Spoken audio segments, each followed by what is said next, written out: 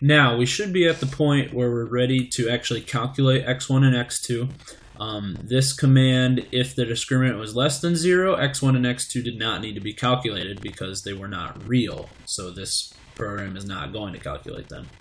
So this else statement is going to be if the discriminant is either 0 or greater than 0, which is good to go.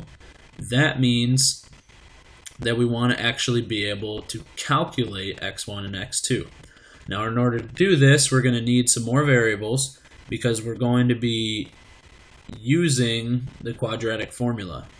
Now, if you remember, the quadratic formula has a plus sign and a minus sign. So the denominator in the quadratic formula is going to be the same, but there's two different numerators. So I'm going to call variable 1 numerator 1, numerator 2, and then we also need a denominator. I'm going to call it denom. All of these variables, I don't want them to show up on the home screen, so let's get rid of those. And then let's make this thing happen. Now, first of all, before we even calculate x1 and x2, I want this function, if the discriminant is positive or 0, I want it to draw the function. So I'm going to have it broadcast the function, and then I'm going to have it set these variables to various things. So let's start with the numerator 1.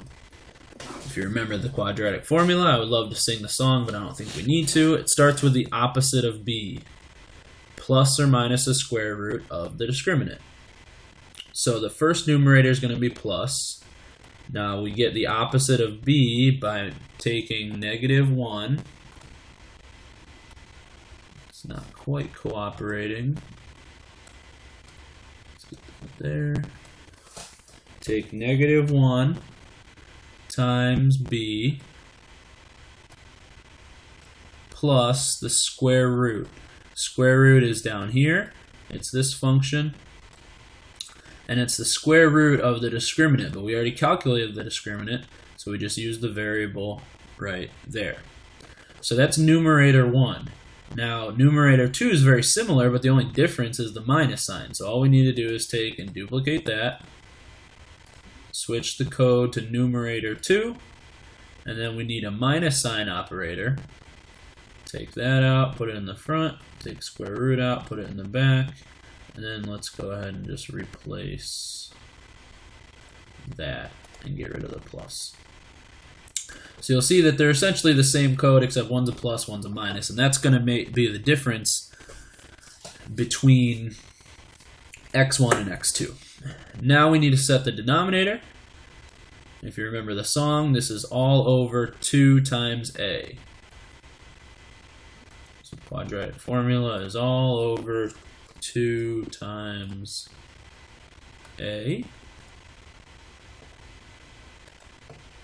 And now we're ready to set x1 and x2.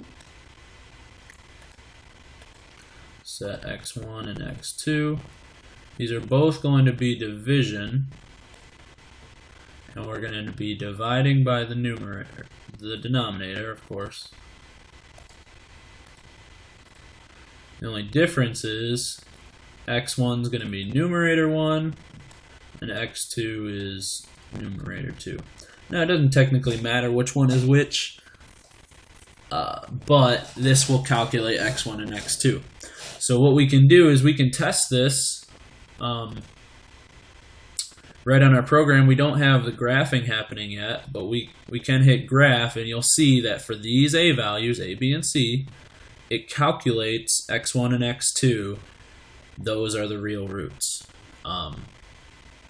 If it doesn't have real roots, should be able to make that happen as well. Yes, it does not exist, so that part is good to go.